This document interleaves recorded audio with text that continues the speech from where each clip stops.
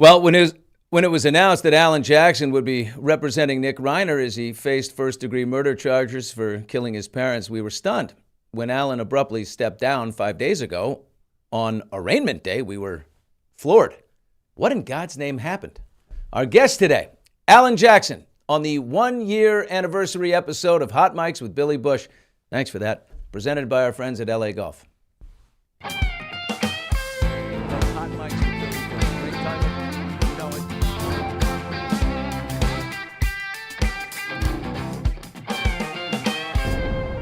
Well, welcome to Hot Mics.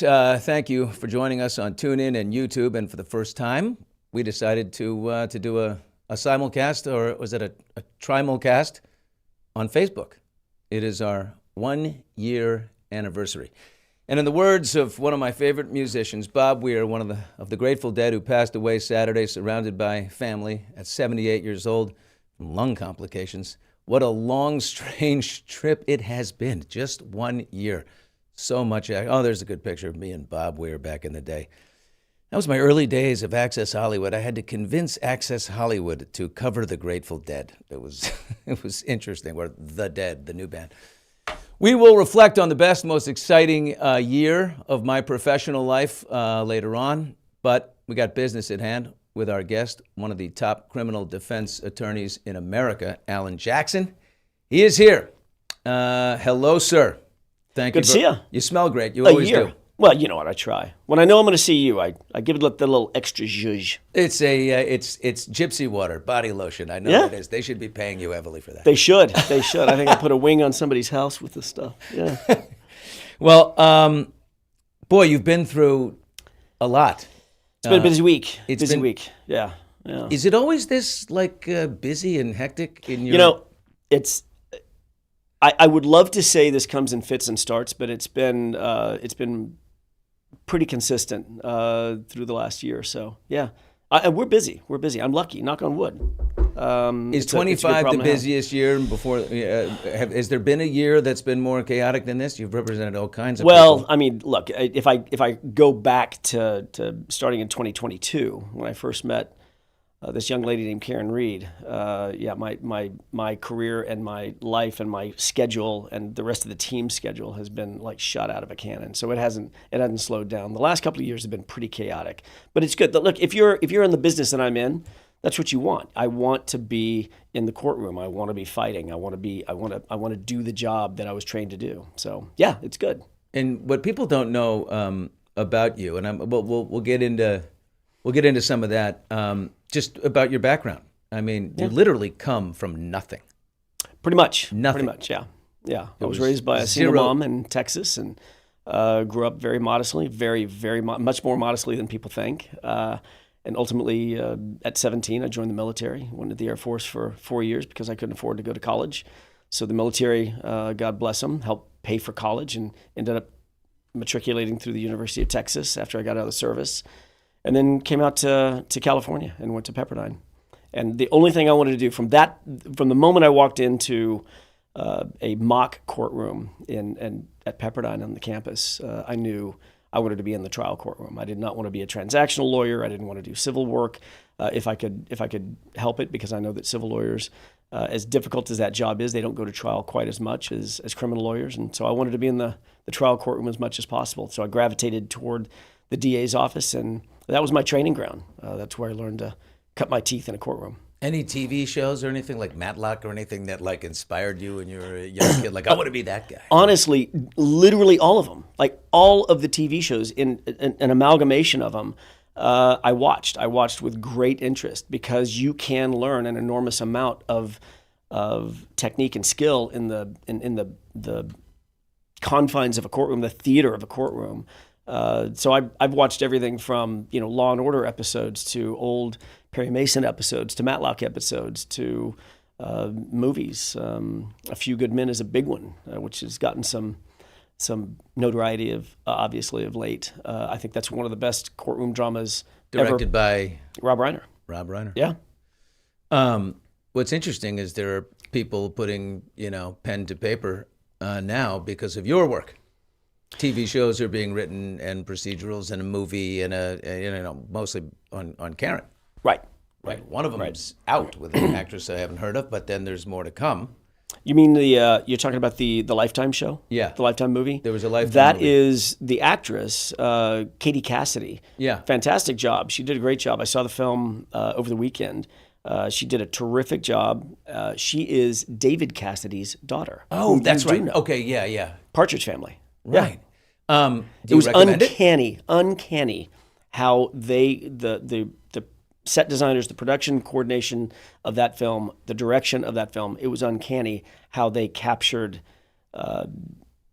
accurately, first of all, what Karen looked like, down to her shoes, down to her clothing that my character wore, down to the watch, and they found these bracelets. It was bizarre to watch. It was nuts. They found your love bracelets? You call them. Do those bracelets, hold those up for a second, do those have meaning? Well, they're designed by a guy named Din Van, a Parisian designer who I found the first one in France when I was traveling in France many years ago. And so I bought one, and then when I had my daughter, I bought the second one just to commemorate my love and adoration for her. So I wear these. I never take them off. How old is she? She's 6. 6. 6 You years have a old. 6-year-old. I have a 6-year-old. You're welcome. That's why you're in And such I run good this shape. business. Oh my God! You work as hard as you do. You're in sick shape, chasing around a 6-year-old. I That's thought right. it was complete discipline. Okay, so much to discuss, and but I do love the fact that a guy who grew up with absolutely nothing in Texas, buys bracelets from someone named Din Van. Can we just say that's America, baby? Take That's advantage America. of it. Yeah. All right, as I laid out at the beginning there, Sunday, December 14th, as evening approaches, we all get the story on our phones, as happens, that Rob Reiner and his wife Michelle have been stabbed to death in their home. Immediately, I was at the Rams football game that afternoon. I was having dinner with some guys afterwards, and I looked at it, and just because I had interviewed Nick Reiner and his father, Rob, years ago for their movie Being Charlie, I immediately knew in my gut. I said, oh, my God, I think I know how this happened. To me, it's their son, Nick. It has to be. When did you get the call? I can only, just as a caveat, I can only say what I said at the press conference that I issued right after I withdrew from the case. So I'm not going to be able to go much further than that. But at the press conference, as I indicated, I got the call. I was in New York at the time on another case, and I got the call in the very, very early morning hours of the 15th. It was just hours into the circumstances. Can I ask, was it family that called, or was it a representative or someone else? As I love to say, you can ask anything you want. Yeah. But I will not answer that. I also grew up watching Matlock, so we'll see how we do here. Had you read the news before? Was this out when you got the call? Can I say, was this like out of left field? Huh? What? Who? Or had you seen on your phone, like everyone else, that this? Oh my God, that this had happened? I was aware, but only within minutes. Minutes before, just like serendipitous timing. Correct, Someone had correct. said, "Oh my God, can you hear about this?" And then all of a sudden, your phone rings. And Yeah, it's so like, I was deeply invested in the case that I was out in New York for, which is what I do. I tend to get hyper focused, whatever I happen to be working on at the time. That is my focus at that moment. And so I was not reading social media. I wasn't reading the news. I was reading and studying the circumstances surrounding the case I was out in New York for. So I was a little bit in the blind, but I found out close enough in time, about the same time as everybody else. We are, by the way, it's going to take all of us Matlocks. We're going to have to work as one here. So the chat section is wide open. We are live as live can be. So Steve, if you see anything, and guys in the control room there, if you see anything a question.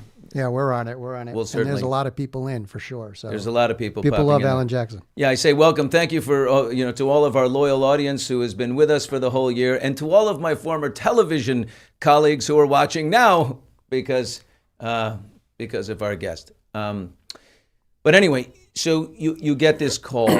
I'm going to ask you. But sure. Were the siblings sort of immediately wanting to help Nick? Was the person on the other end of the phone call, this was, we want, as tragic as the event is, we want to help our brother too? Again, I can't. I don't mean to be coy, and I know you got to ask the questions, and a lot of people are interested. But I have to show fealty and loyalty to the confidentiality that attends that kind of phone call, that kind of communication. I can tell you that immediately thereafter, I dropped everything. I sent out a notice to my team here back in Los Angeles.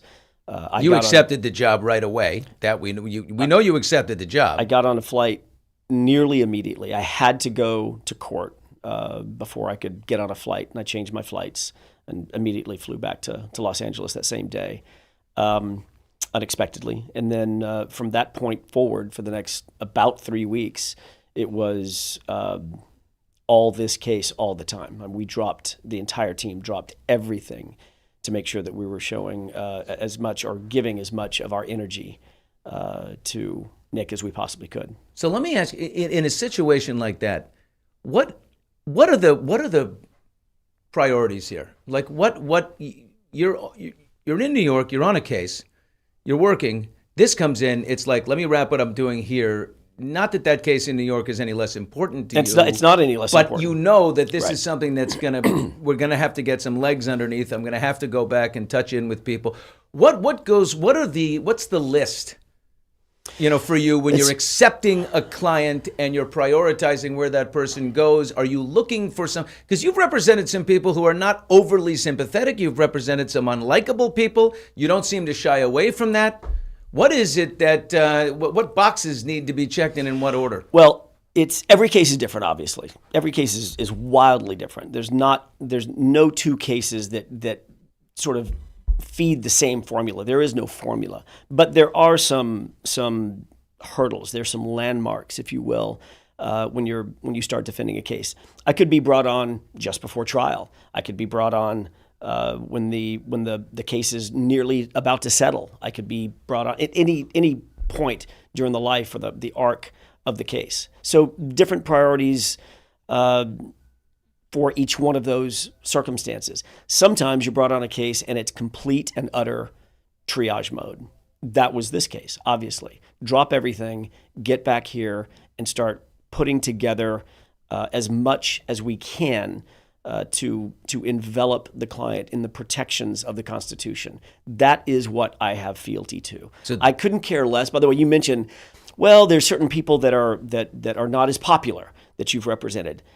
My job is not a popularity contest. My job is to protect the Constitution, and I do it for any and every citizen that contacts me, and I'm hired by them. But sometimes that deflects off onto you. Like, why would Alan Jackson, people don't get that. They don't care. If it deflects off on me, then why would he represent Harvey Weinstein? Why would you do anything with that man? Or Spacey, Kevin Spacey, if they feel that way.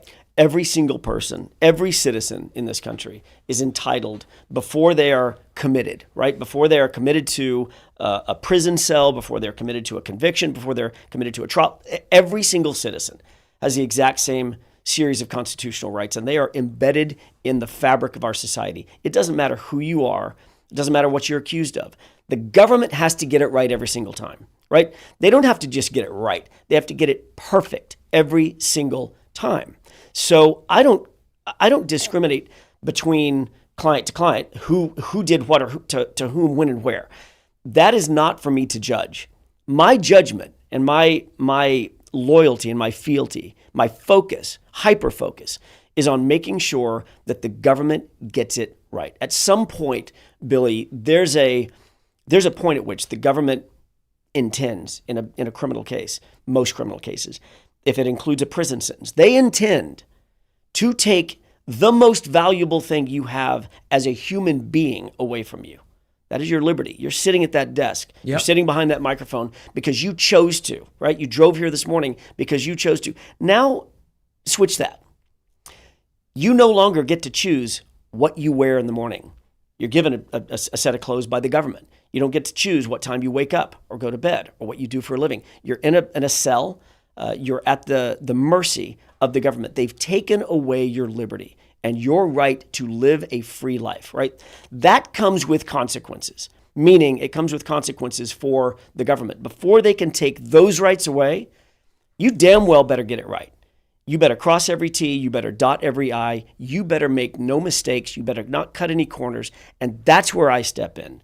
No matter who the citizen is, they're entitled to absolute protection under the Constitution. And I am, at least I like to think of myself and my team as the protectors of that Constitution and that citizens' rights. So what was the most pressing issue with Nick? Of all the issues that could be was, this person could have their rights taken away, forget about the horrible thing he's accused of, or was it, this is high profile, this is good for the business, we're gonna, No, I don't care about I don't know in advance what's going to be high profile and what's not. I mean, obviously, certain cases are going to get more media attention than others, but that never weighs into my decision making in terms of how I approach a case. I approach a case the same way every single time.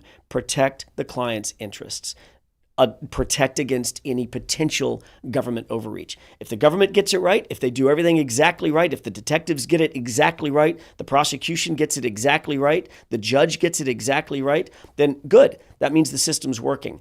But in my career, that has literally never happened. They don't tend to get it right all the time. And when mistakes are made, they start to build on each other. And that's when people's rights that's when they're compromised. And I that's what I can't stand for. So I don't sit and choose a client because it's high profile or because it's not high profile. I choose a client because there's a chemistry there between them and our team, and I feel like I can provide something of great importance to that person at that time in their life, and that is constitutional protection. Okay. Steve, we're live on YouTube here. Comment section is ablaze. Go ahead. You get somebody who wants to ask a question. Yeah, we have one from Dagny Taggart who was asking, this was kind of relative to what you're talking about with different cases. Does every case get its own support team and in itself? Or Alan, when you have these multiple cases, are you heading them all with different teams for each one is one thing. And then I have another question before I give it to Alan. From me, you're talking about you don't know if cases need to be famous.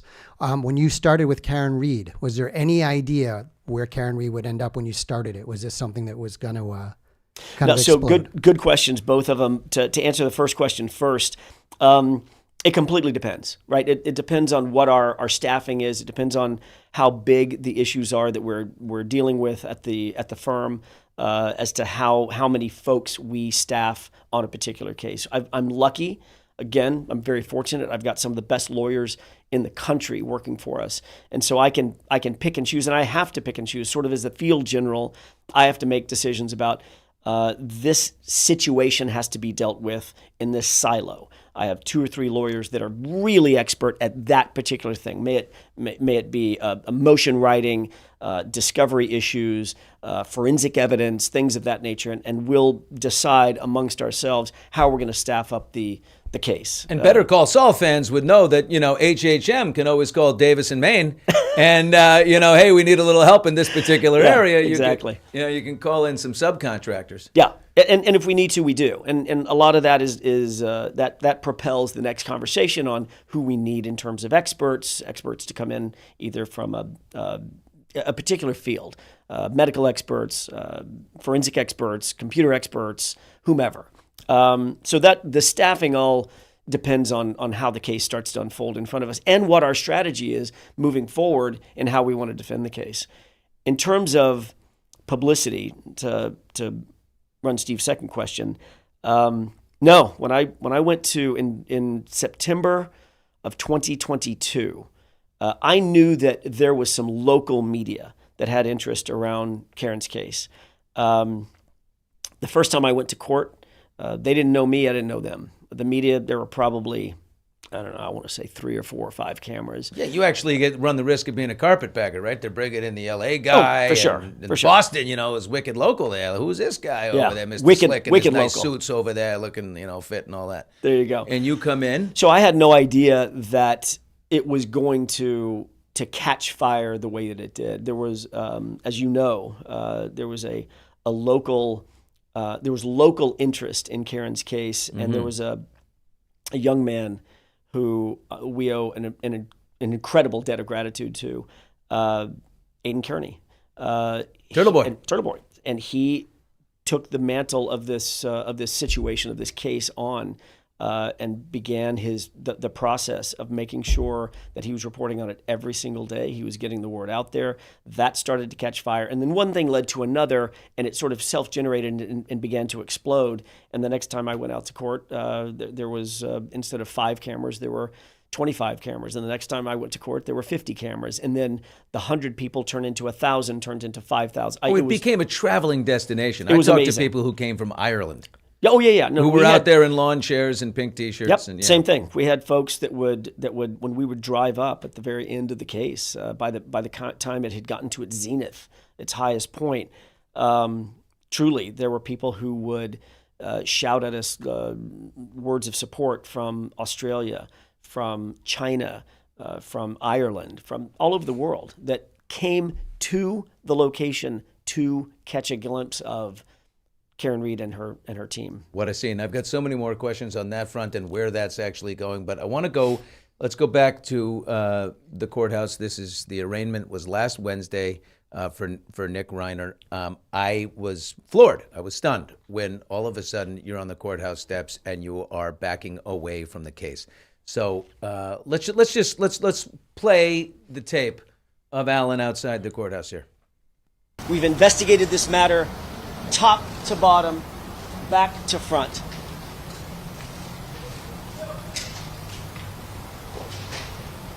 Down in front. What we've learned, and you could take this to the bank, is that pursuant to the laws of this state, pursuant to the law in California, Nick Reiner is not guilty of murder. Print that. Print that.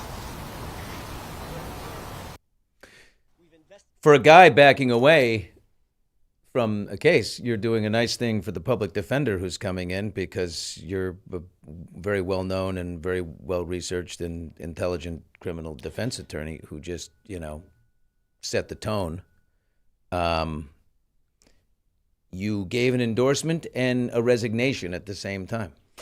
Yeah, and I wasn't doing any favors to any one particular person, the public defender, et cetera. I have a lot of faith in the public defender's office. I have a lot of faith in Kimberly Green. I have a lot of faith in their representation. They're outstanding legal professionals. I was doing a favor to the truth. We have worked, at that time, it was about 3 weeks, almost to the day. We had worked tirelessly, nearly every waking hour, our entire team. And you saw the team behind me. Nearly my whole firm was commissioned with the responsibility to research this case, investigate the case, and do what we felt like we needed to do to get prepared for the beginning stages of the case, which is always the most stressful, right at the beginning stages. And it was important for me to right some wrongs that had been printed. Lots and lots of speculation, lots of people who want to believe certain things.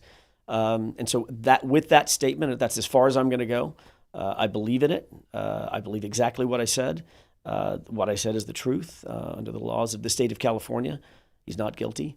And it was important for me to make sure that the public understood that as I had to step away.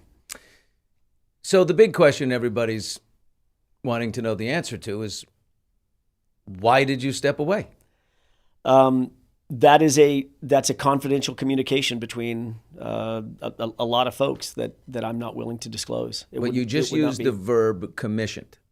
So you were hired to do the job. And look, I know you well enough to know when you're pissed off, and I'm looking at your body language there. You're emphatic in your support of Nick and that he's not guilty in this situation.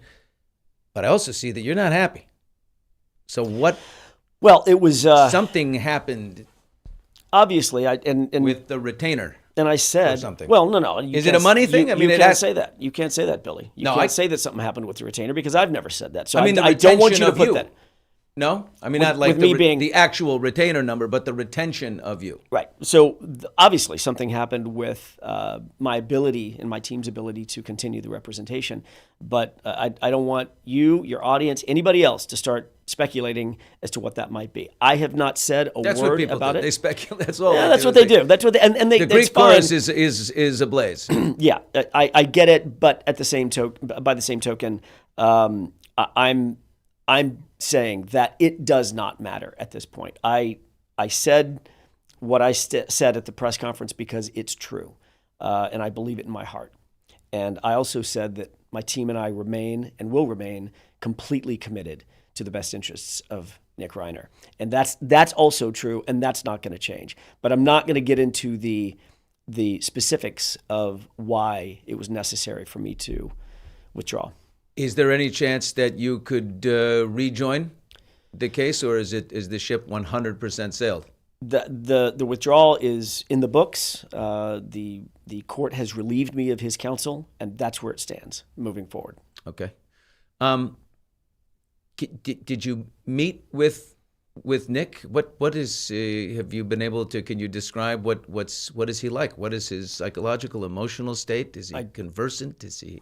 I know there's a lot of interest. I know there's a lot of interest in that, but I can't go into that. That would be impertinent. That would be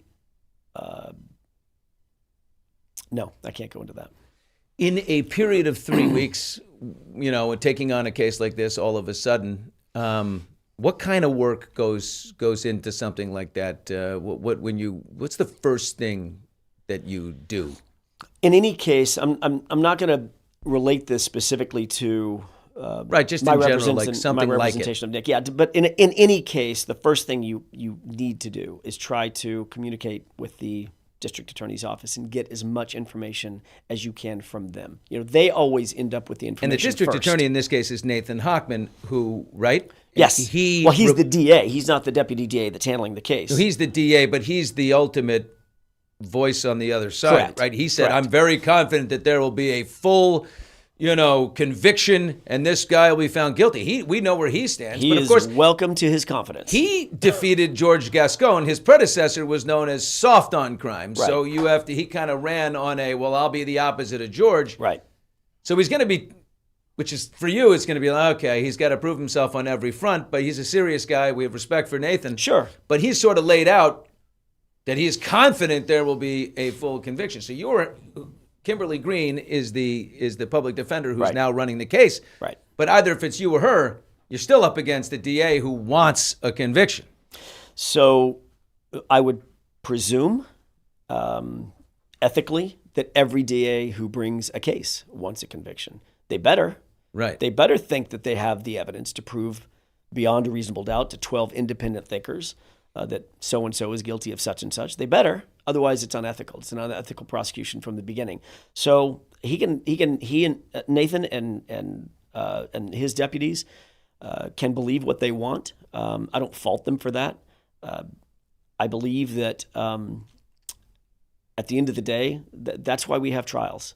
That's why we have trials. And that's why there is supposed to be an inherent fairness in terms of sharing discovery. So as I started to say a second ago, in any case, doesn't matter if it's this case or any other case, the first thing that you have to do is try to gather information. Information is power, right? So the first thing we do is reach out to the DA's office and say, give us everything that you've got, everything that you can possibly, that you remotely have in your possession or should have in your possession. Go out and get it, give it to us. And that way we're on an even playing field. And we can begin assessing the evidence and the facts from an even playing field. That's the first thing to do. And so that takes an enormous amount of energy to download. You're drinking from a water hose, or from a fire hose, I should say, right at the very beginning. So you're uploading and onboarding an enormous amount of information. So everybody's on the same playing field, so it's even, and we all know. Well, that's by theory. So one of the problems that we have is that never happens. Yeah. Like we never get the information that we want or we think we're entitled to. We'll talk about Fraser Bohm's case in just a second. And there's issues with that, exactly on that point, that we are not getting information that we believe we are rightfully entitled to. Are you concerned? There's reports out there to defend a couple things. Well, let's begin with this. Hypothetically, this is what I read. And again, it's hypothetical. Let's take it out of this specific case. But if you are a criminal defense attorney and you're going for not guilty for reasons of insanity, I understand that that's less than 1% of those of people go for that in the first place, and of those who do, 10 to 15% are successful and prevail. The chances are not good. They're not that high. And of that group, I read this, tell me if it's true, it's mostly women who have killed their children because they're in some kind of, other personality, some kind of other state. Are those numbers about right? Like, that's how rare it is? As a defense attorney, I never listen to, and I'm not driven by probabilities or possibilities. The statistics are just that. They're statistics. They don't mean anything. You take every single case, top to bottom, exactly based on the information that you have in front of you. Every case is different. So not guilty by reason of insanity exists in the penal code for a reason. It's very specific, and it's built into the justice system to try to deal with circumstances that literally are they're outside the purview of the justice system. The justice system is generally built to punish. That's what it's built for. Crime is committed, the evidence is presented to a jury, a factual finding is made, and then a punishment is exacted. Not guilty by reason of insanity or any kind of a mental health defense is something that is, the reason it's more rare is because it's difficult for the justice system to get their arms around that. It is a nuanced set of laws, and you have to have quite a capable set of lawyers marshaling that evidence and trying to get through that very labyrinthine set of laws. That's why it's rare. I don't care if it's... Does it cost more the more high profile someone is? Like, what do you mean? Cost more well, because another stat, someone said it's going to cost, an article I read, $5 to $10 million would be what it would cost to really defend this all the way, because the most expensive thing in a case like that are the acts where most of the money goes. But if you're someone with no name and your father was not a huge beloved director, would it cost less, or is it always going to be that much money to get that type of ruling? Profile, if a lawyer is doing his or her job, a defense lawyer is doing his or her job, the profile is of no moment. It's of no factual moment in terms of deciding how to defend the case. You defend the case as hard, you go at it as hard and as tough as you would if somebody has more anonymity, as you would if somebody has notoriety. It doesn't matter. That means nothing. People don't charge, I cannot imagine that an expert would charge a different rate because of the notoriety of the client that person is representing. Is there something that's happening out there with this case and the talk around this case? And by the way, I'm looking in this chat section. These people are like debating the hell out of each other. It's wild in here. It's kind of great. Steve, if you see anything that you want to bring out, there's, there's so much has been said. There's so much innuendo. There's so much talk about it. Is there anything you've seen that you, want to address or would address on Nick's behalf? No. I don't speak on Nick's behalf at this point. I speak as a private citizen at this juncture, right? I've withdrawn from his representation, so I don't speak for Nick. I've said all that I would be willing to say, all that I think is legally and ethically correct. I'm bound by legal and ethical restrictions, and so I've said as much as I can say. People are going to speculate. I will say this: Billy. I've known you for a while, and you are, you're no different on than you are off. You are ethical and tough. Yeah, a rock that does not give water. I know that there's parameters. There's borders that I can work within, and there's borders that I should not cross, and I'm not going to cross them, not for anybody. And I'm not going to do anything or say anything that I think would compromise a former client. I always have fealty and loyalty to any client, even if they are a former client. So I will not discuss anything further than what I basically said at the press conference, and I think that's appropriate. help me with how the system works again on just any person who's in a situation like this. If, as Nathan Hochman said, they got the conviction and it was guilty across the board, so you're not going to a state psychiatric institute, where would someone like that go? If What would you're happen? asking if somebody just hypothetically Hypothetically, is a not guilty by different reason- person, I mean, just So, right, anyone, random right. person, and this was the situation. not guilty by reason of insanity is still a not guilty. But, Right. But you are the system is built such that you're not just released. You go to a psychiatric facility, a state hospital, and you undergo intensive and hopefully appropriate psychiatric treatment, medication. And the treatment, thought therapy. is, if they heal you, then you come back and you could face it again, or you're there for... No, we do not. No, double jeopardy applies, right, Billy? So if someone is found not guilty by reason of insanity, then double jeopardy is applied. A jury has found them not guilty by reason of insanity. So you So go to it a can state never be hospital. revisited. Not on the criminal side, not for that conduct. No, Right. but it's not like you just go to a state hospital for a year and a half and then you get out. You have to go through intensive therapy and rehabilitation, and if and only if independent psychiatrists make a determination down the road that your illness, because that's what it is an illness, no different than any other illness, no different than cancer, no different than epilepsy. It's an illness that cannot be controlled. If at that time, if at some point it can be controlled, it can be you can be stabilized, etc.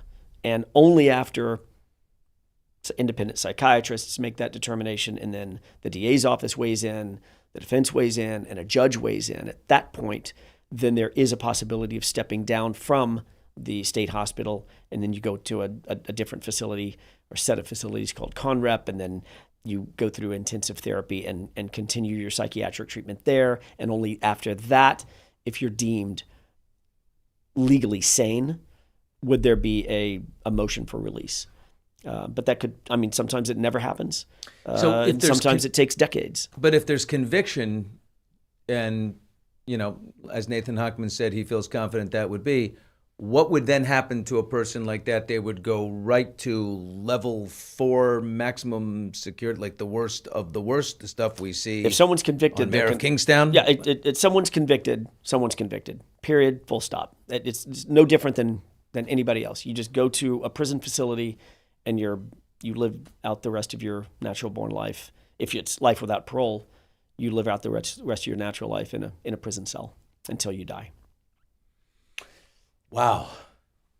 That's just right? These are binary, very binary determinations. Do you feel like you're not on the case, but do you feel like you would have won it? I'll reflect back on what I said at the press conference after a thorough review of You the had evidence. 3 weeks of intense work Correct. with your team. So you did at least the legwork. You were the filings, subpoenas. You've got all this important background work. Yep. Because that's the guy. That's the energy I saw on the staircase. Right. Outside right. of court, I saw a that's guy what who was we do. pissed off because I got this. I know you.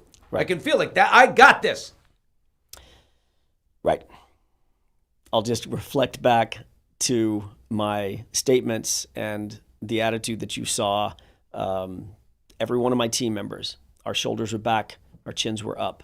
Every one of my team members and I feel exactly the same way. So, yeah. And there's I remember what you said, this is where it stands, but, look, it's like, it's only been a month since the horrific death of Rob and Michelle. Things happen very quickly. Right. You're on the job like right away. You throw yourself into it. Imagine the emotion for the family, like what they're going through, the brother, the sister. Devastating.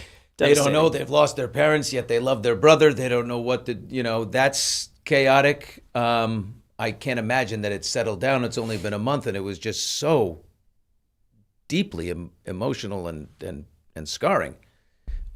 You said that's where it stands now. I mean, who knows where this gets going? But once a case is in the hands of a public defender, can it come out? Once I'm done, I'm done.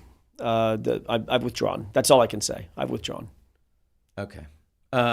Okay. So much to discuss. Your friend now. I mean, after all you guys have been through, Karen Reed. Yes. Right. She's facing she's defending against a civil case against the O'Keefe families. Filed one against her and Right. 2 bars. Right. And she's also filed her own, which has gone to, right? It's going to be in a federal court. Correct. So there's that. You're representing Fraser Bohm, a young man who had a horrific accident on the PCH, Pacific Coast Highway in Malibu. Right. And that's on your plate. And there's one other case out there of someone I wonder if you would defend them and what you would do. So we have more to go with our guest, Alan Jackson. This is the 1-year anniversary of Hot Mics with Billy Bush, our own little show. And if you're new to it, which I'm sure several people are, not me, you, Alan, thank you for being here, and please hit subscribe. Quick note from our sponsor, PrizePicks. Alan, this is fun. PrizePicks is the best place to win money while watching sports, especially playoff football, right? We were just talking about that. The app is a breeze. I want you to see how I did here. All you have to do is pick more or less on a few player statistics. That's simple, just more or less. So here's how I did this weekend. Put it up on the board right there. A 2-pick power play. I went easy in the beginning. I said, all right, Matt Stafford and Bryce Young. They're each expected to throw for their specific yardage, like 230 for Matt and 190 for Bryce. They both did a good job. So I won right there, double. Look, I got $32. I only risked 20 on it. I went light. All right, a 3-pick power play over there. Caleb Williams had the day he was supposed to as far as touchdowns and yards for him, rushing.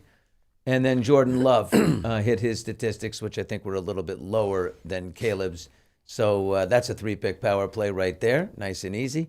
Didn't do so well with Ole Miss, I got to say, in the college football playoff game on Thursday night. Broke my heart. Carson Beck, I said, would have a terrible game. He had a big game. And Chambliss didn't quite do what I needed him to do with his feet. Anyway, PrizePicks is so easy to use. It really is. Give it a shot. We'd love to have you join us. And your first $5, right? Tonight. Oh, I'm sorry, Alan. We got tonight. I forgot. Aaron Rodgers is going. Right? He's got a pass for over 149. This is how good the Texans defense is. Aaron Rodgers, 149.5 yards. More or less? I say more. More. He's going to do it. 100%. C.J. Stroud, young, strapping, fast. Texans quarterback, a half a touchdown. Will he at least have one passing touchdown? I say yes. That's another safe bet right there. See how that goes. All right, you can win up to 2,000 times your cash on a single lineup. You can play PrizePicks in over 40 states, including California and Texas. Right now, PrizePicks will give you $50 when you play your first $5 lineup. Just use promo code HOTMICS and download the PrizePicks app. We roll on here. Hot Mics brought to you by LAGOLF. Okay. I'm going to download it right now. It's easy. Looks easy. It's more or less. That's it. Yeah. Okay. So Karen Reed, you talk often, right? She's become a friend. You've been through it all together. Yeah. Very good friend. Where does it stand with her? There was talk that, between the civil trials, the one that's coming against her and the one that she's going after, right. All those people that were in that house, the McAlberts, right. as they're known. And the institutions as well. And that's the even Commonwealth. more. It just as important as the individuals is the institutions that objectively just failed, just completely failed her, failed the community. So those are big lawsuits.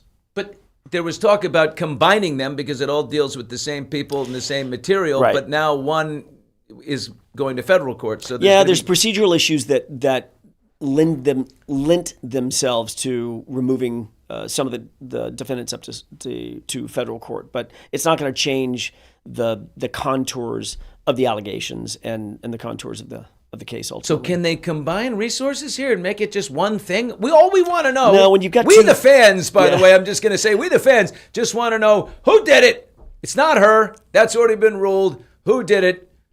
And the O'Keefes, bless their hearts, are just wasting time. There's just no way, in my opinion, this is not coming from you, that they are going to win this. A criminal trial already said no across the board.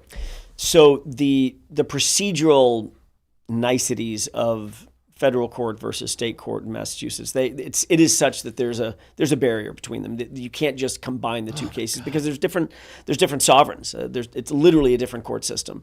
So our hope was, at least at it doesn't really matter to us. We don't really care. It would make it a little more convenient, a little more streamlined, obviously, if it was all in state court. But federal court benefits us in pretty significant ways as well. So we're fine. Can you give one way? Tell me why federal court is better. Well, it's not.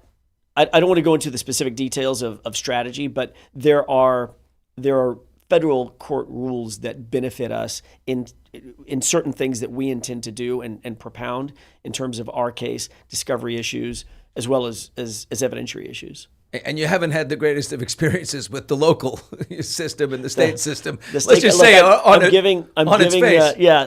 I'm going to give grace to the rest of the judges that are in the Massachusetts state system. So she's got the federal case that she is pursuing, right? Which I love. Yeah. I always, look, you're a lawyer, but to me as an observer, I'm always stunned when someone just settles, or like if I'm accused of something horrible and I'm like, here, let's just settle with them. I don't want to go through. They say we don't want to go through the years of trouble. You just had your entire character impugned. Right. I don't know. I would throw everything in the kitchen sink. I like the fact that Karen has turned around and said, yeah, I'm innocent. And what does a really innocent person do? Yeah. Like fight back. Right. Which is exactly what that's how she's built. She's not going to. She's scrappy and she's intelligent. Yeah. But she is fighting back and going, okay, now let's find out who actually did this. And I admire that.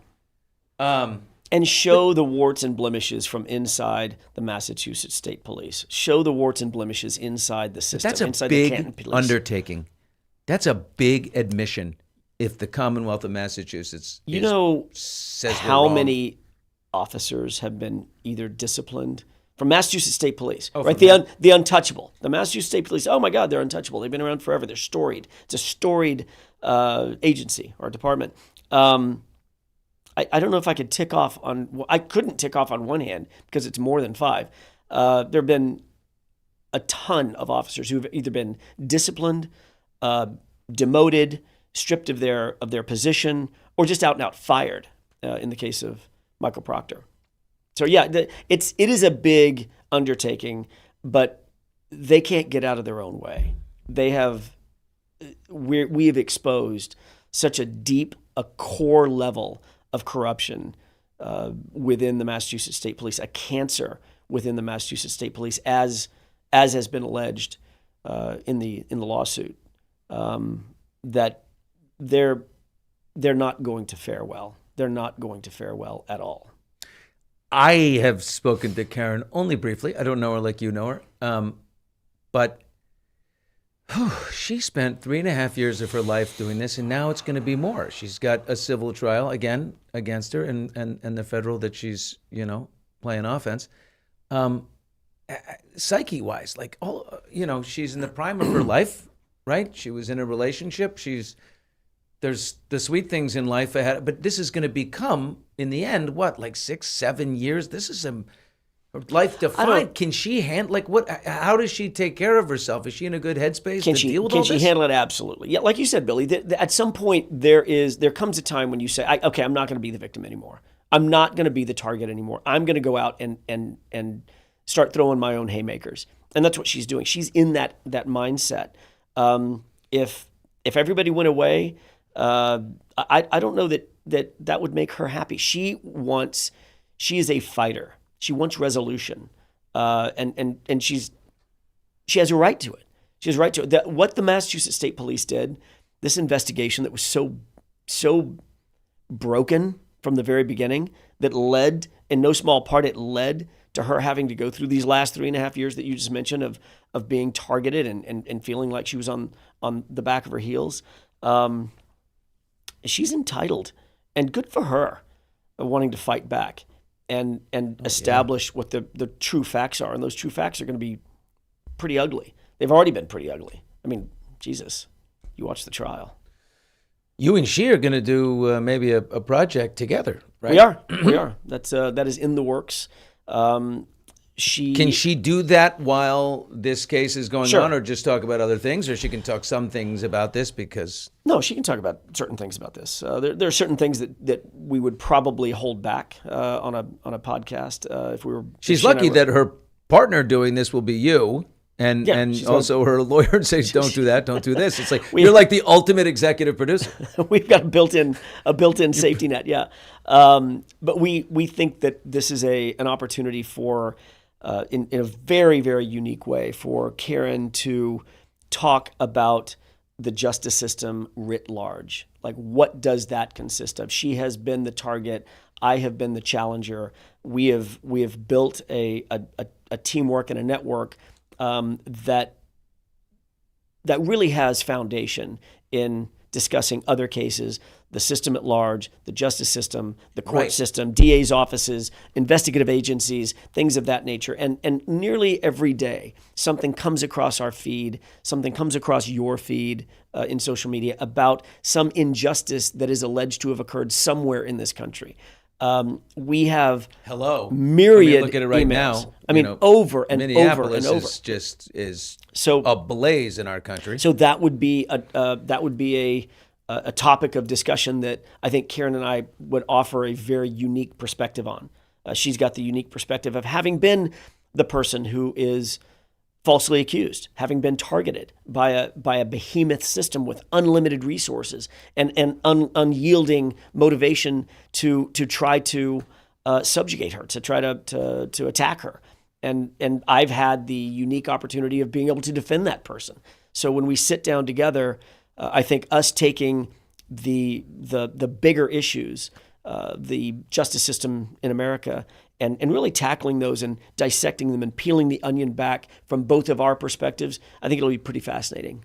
What is going on with the justice system in America? Is it under threat? I mean, I don't know how political you get, but like I try not to get political, but I can tell you from a legal standpoint, it is it's discouraging. That's a word that I would use to describe what's happening in courtrooms and in investigative agencies across the country. What about the DOJ? Same thing. There are warts and blemishes within the DOJ that are now being exposed. That unfortunately, that's the sort of hidden little secret, is that it's been going on for years and decades, and it requires. I think social media is a great platform because there's so many opportunities for people to speak out who have had no voice before, so they can get out on social media and make a splash. Look what Aiden did. Right to Turtle Boy, to really shine a hot spotlight on corruption that was right under his nose, that he's actually experienced himself because he shined the spotlight on it. Now he's being attacked by the very behemoth, by the very 800-pound gorilla that he exposed. How's that fair? Well, that's just an indicator. That's just a paradigm of a larger problem throughout the country, both on the federal level with the DOJ to state courts and state agencies across the country. And it's high time that someone starts exposing these things and pointing a finger and showing some spine and not being afraid, because of the amount of exposure social media brings to bear.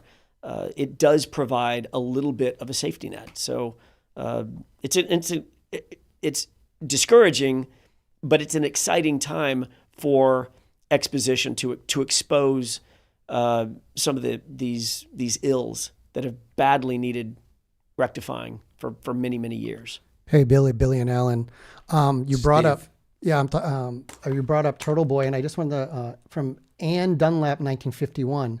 She says, "Thank you, Mr. Alan Jackson, for acknowledging Aiden Kearney, and prayers will be set free."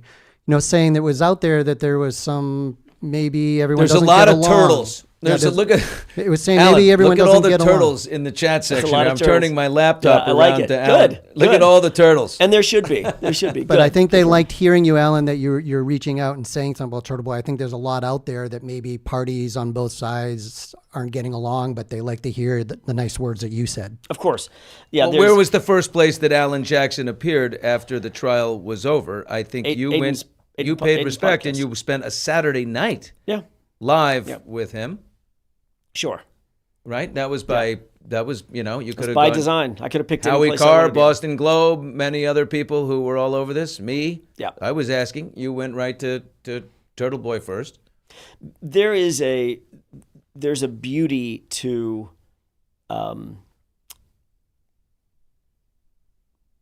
groundwork being done by its own community. In other words, when you talked about Minneapolis, there's other communities throughout the country that are suffering at the hands of not just incompetence, but in some cases, just abject corruption. And when you have a grassroots movement from anybody, if anybody can get that started, that has so much power in bringing to light and protecting bringing to light the corruption and protecting the folks who have been the target of the corruption. And by the way, I'm far from it. I'm not saying that all police agencies are bad or all investigators are bad or they always get it wrong. But I'm saying they get it wrong a hell of a lot of times, a hell of a lot of the time. And there are there's getting something wrong, and then there's like she did it, and something is blatant, and this woman goes to jail for the rest of her life. Yeah, and for we know murder. she didn't do Like, it, and what? we're still You're going willing to do that? Your conscience will be okay at night by pinning this because you need a win so badly. Every one of the Michael folks. Morrissey? Every one of those folks, starting with Michael Morrissey, The and on DA. down, I mean, every single one of those folks slept like a baby, and that is tragic. They slept like a baby, knowing full well that they were prosecuting an innocent woman. They damn well did. That is shameful. That is tragic. That there is no more moral compass in the system, especially out there, in the system of justice out there in Massachusetts, than those folks could go home at night and justify their conduct. It's unjustifiable, unacceptable. And that's what we're going to expose in the civil cases. Well, you are not afraid to speak emphatically and call it out, and you did then, and you still do. And boy, these trials. When does that? It seems to be a lull in the action, if you will. Yeah, the civil cases. I mean, Billy, it's a marathon, not a sprint. So all these civil cases will take a good amount of time. I mean, we're just in the beginning of the discovery phases. Not a single deposition has been taken yet. Is this going to cost Karen a bunch of money to defend herself? Right. The entire. Where does she get it? The entire.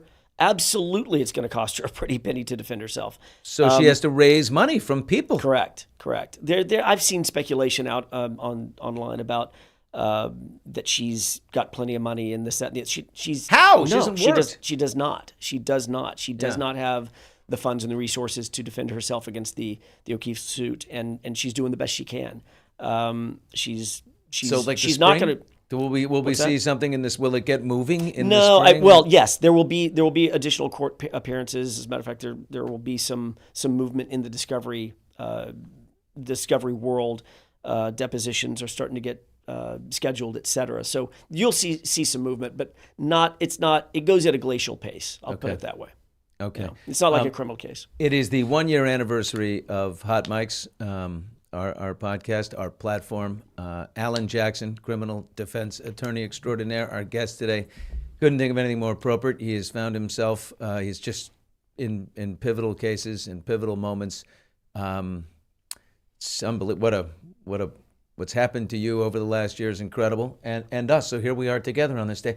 This is just one of the moments along the way in our 1-year history when we were watching live. We decided to stream live for the first time ever, and it was during when the verdict came out, and you were on the steps. So fire away, fellas. So say you all?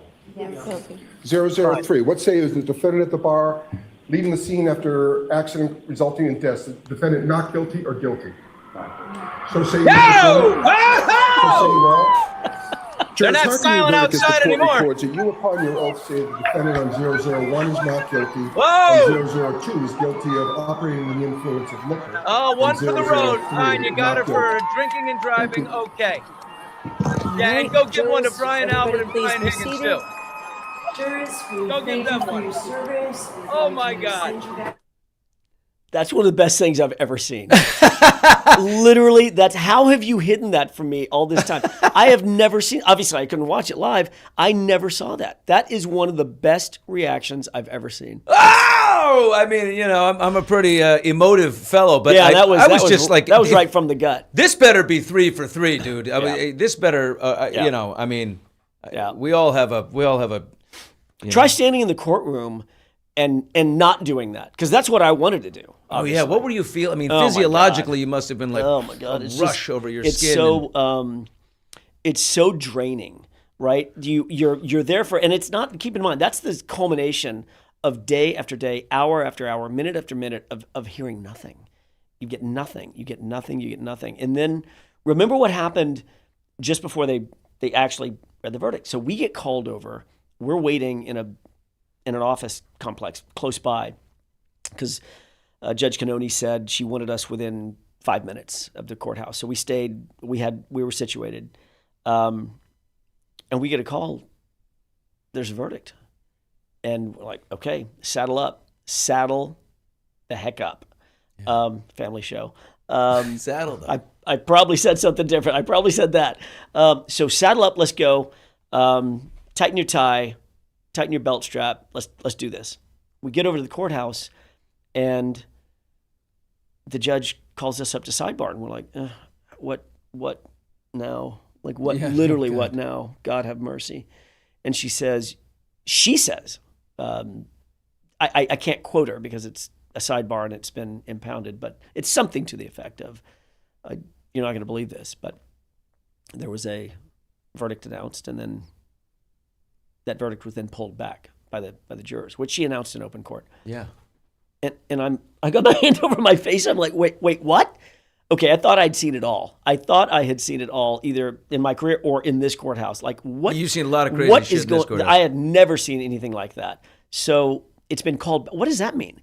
And then mercifully, we all just sort of scattered. The judge said, "Don't leave the courthouse."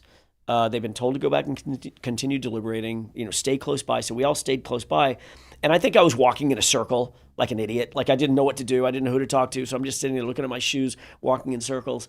And I don't know. It seemed like hours, but it was probably 20, 25, maybe 30 minutes later. We get called back into the courtroom, and the judge said, "Okay, they've got a verdict." So we're standing there, and it's like, tick tock, mister. Like, here we go. I'm standing next to Karen. Liza's next to me, and David and Bob are on the other side of Karen. And I went numb. I reached down, and just before, as the magistrate is interrogating the jury foreman, what say you? I just reached down and gently just held Karen's hand for just a quick second. And I didn't know what was going through her mind. She's the one sitting there with all the spotlights on her. But for me, I was just numb and waiting and waiting and waiting. And when I heard the first not guilty, there was like a murmur outside the courthouse, a murmur, because everybody knows there's 2 more counts to go through. And the windows were open. It's kind of a warm day. And then the second count comes in. And then there was some confusion about the second count, because the subordinate count to count 2 is a DUI. Right. And they found her guilty of the DUI. And there was a louder murmur, because now that's 2 out of 3. And then when that third one hit, that's the reaction that I saw you hit. And that's when I wanted to go nuts. I just wanted to, like, throw something up in the air, do something. And then, every camera is on us, and so you have to show some level of dignity, like you've been there before. But that was a moment I'll never forget. Excellent. I'll never forget. Excellent restraint. I loved Bill Reed's words to the legal team, to the team, the family that had formed. That was beautiful. And David Yannetti's tears. Yeah. Your co-counsel. He's an his emotional tears. man. He's the a most beautiful man. honestly emotional guy I've ever met. He maybe next to you, because that's pretty damn close. But when he turned, I didn't see that until I saw the replay, and then I saw him turn and do this and wipe his tears away. My heart goes out to David. He's such a good person. A amazing. Bob, the same way. Bob, I got a hug from Bob. Bob's a fighter.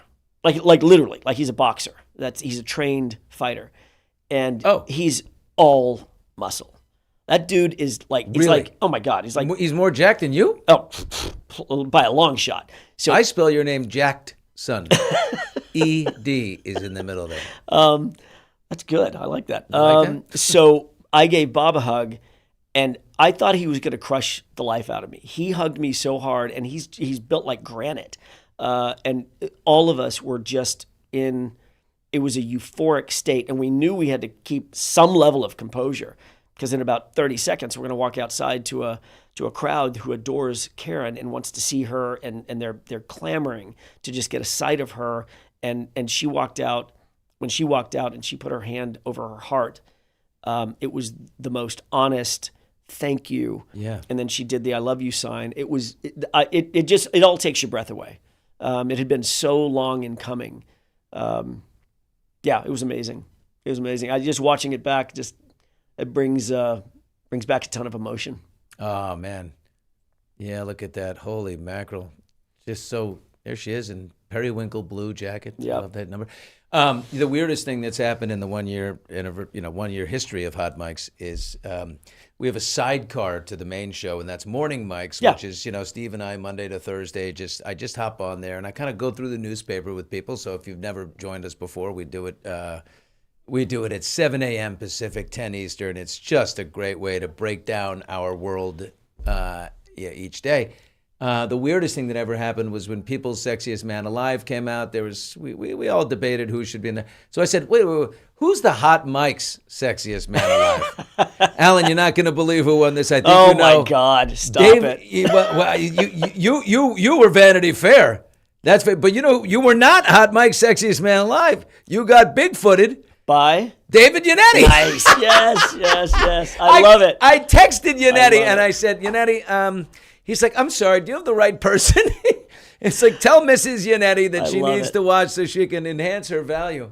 Yeah, you're welcome, Robin. It's his wife. God. That's fantastic. Well earned. Yeah. So before we go anywhere, and before I welcome my landlord into the room, because I've been renting from a man for a year, somebody that everybody knows, well-known landlord. I call him Fred Trump.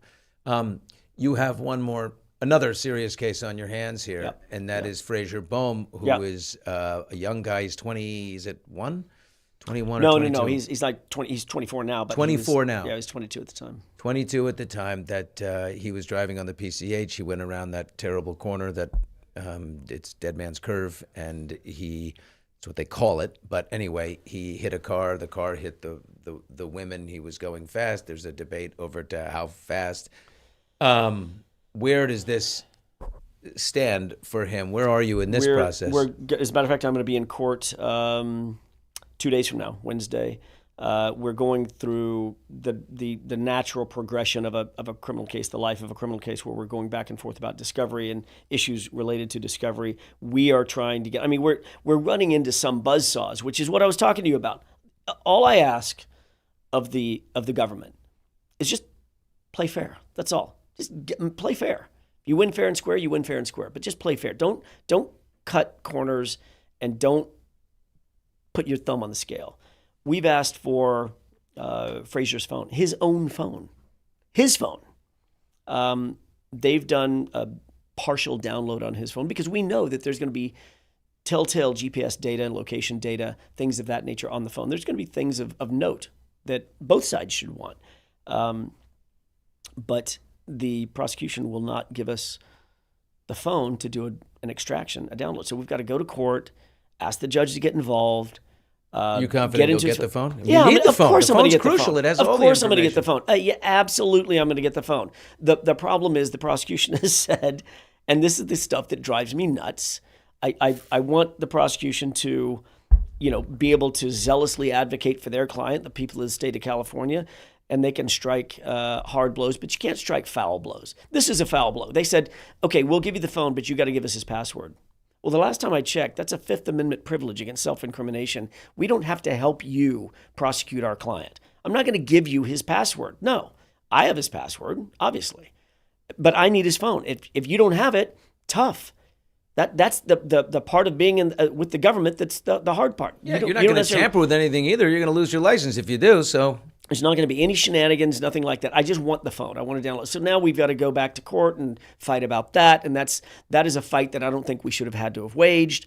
It takes time and money and energy and momentum out of the case. So it's little things like that that drive me nuts. But we are in full swing in Fraser's case of getting the evidence that we need to establish that these murder charges are absolutely outrageous and it's wildly overcharged. This is not a case of murder at all, not even close. And we will get there. We will get there. My hope is that the DA's office and very, very reasonable Nathan Hochman, whom I like very much, he and I consider him a colleague, but we have different views of certain cases. My hope is that when all of this is presented to him, he will take the position that this was overcharged, not by him, but by the Gascon administration and do the right thing. And let us fight this case where it should be fought. He inherited it from Gascon. He inherited it from Gascon. He hasn't moved on it. He hasn't really said one way or another. Gascon was a guy who'd let you pillage a CVS and steal everything, and then let you out of jail for that. But if there's a kid with who looks like that who lives up in Malibu and he gets into trouble, that's an easy one. Yeah, I mean that was Gascon. Yeah. Alan Jackson is our guest for the 1-year anniversary here of Hot Mike's, the landlord. Do you want to let the Howie, come here, honey. Booby. I was listening at the door. If I opened the door, Howie would have fell in. How do you know? That is too good. Come in here. Will you come over here with me and talk? I love it. I'm the only person Howie I can get close to Howie. He's okay with that. Everybody who and I want you, out of my respect my elders, I want you to sit in my chair. He's respecting my elders. I love it. Come here, honey. Let's do this together. No. You get in the chair. Oh, really? I'm giving Down my on chair your to knees. you, and I'm on my knees here once again. First of all, I want to say, Hello. can I say something to you? Happy anniversary. This is 1 year. This is the 1 year. Amazing. Hot Mike's. I've never missed an episode. Amazing. And I love this guy. He's my landlord. Now remember, No, I give him I'm a check friend. every month. I'm his friend. And I love what he's doing here. And look at this. They just told me who was here, Alan Jackson. I'm not a big country music fan, but your songs really have How did I know? Have moved me more than any other. For country, it's I love it. And that's great. And I wanted to also, I didn't know what to get you, but I got you a little something for the 1 year anniversary. Me? Yes. What are these? Panic panties. In case anything, what if... In case anything goes wrong. What the... Don't say. One pre-washed everyday stretch thong. So good. You don't know. Premium thong. Look at that. Wow. Because that's how good a friend you are. And I love you. I love what you're doing. I don't miss a day. And I'll tell you honestly, I do know who you are. And those were the highlights of this year. You've been the highlight, the whole... I appreciate you saying Karen that. Reed. A thread. That right? means a lot. I Oh appreciate my you. God. Yeah. Oh my God. I had And what a Howie on the great- edge of his seat for all of this. I'll tell you, if I ever do something, You won't. Don't worry. I might now. Now Yeah, that you I know, I might. feel protected. I feel because I know you, and I can go, hey, remember, got I'm him the on guy who speed dial. loved your songs. Exactly. Help me. You remember the underwear? Yeah. I tell you something. I want to say it to Panic Panties, this company. If you come on as a sponsor for year 2 of Hot Mike's, I will wear these. He's thinging your thong. Good. All right. Anyway, Thing happy, So good. happy anniversary. Continued success. Thank you. I'm talking Thanks, to Howie. your clients, not you. Yeah, there you go. Yes, Exactly. yes. Exactly. I appreciate it, Howie. He's a mentor and a friend and a great supporter and a terrific. Just a fan. I love you so much. Just a Thank fan. you, Howie. And keep doing the good work, Alan. Oh, the great Howie Mandel. Howie, you're the best. I love you, babe. Thanks. You know what? These actually look like they might. Who brings you might a thong? fit. Right? Can you do Who that? brings you? Howie. Howie does. Should I take him to HR? I think that was like, Oh. I don't know if my space is, that's the kind of, we have a wonderful little world here. Yeah, it's great. It's great. And by the way, this new studio that you've got is phenomenal. Is it? Oh Yeah. my God. That's So what you get for it's year 2. comfortable. Your own studio. No more sharing with other people. We Yeah. got our own spot. We're I was telling you, running. you've got the most comfortable chair I've ever interviewed in. I don't want to leave. That's why I'm still here. I just don't want to get up. Don't ever. I'm just melting into this chair. It's And we're right fabulous. off the 405 on your way home, so you know. Always and often. Folks, thank you very much for being a part of Hot Mike's year 1. Can't wait for year 2. We've got a heck of a lot planned. On Wednesday, we've got the great stand-up comic Andrew Santino. The great Santino will be with us live, 10 a.m. on Wednesday. And we got Billy Bob Thornton after that. We got Megyn Kelly after that. We're on a roll. Please hit subscribe if you have not. Thanks for listening on TuneIn. Thanks to our partner TuneIn. What a great platform. We love them. And YouTube. We're back Wednesday with the great Santino. See you later. Thank you.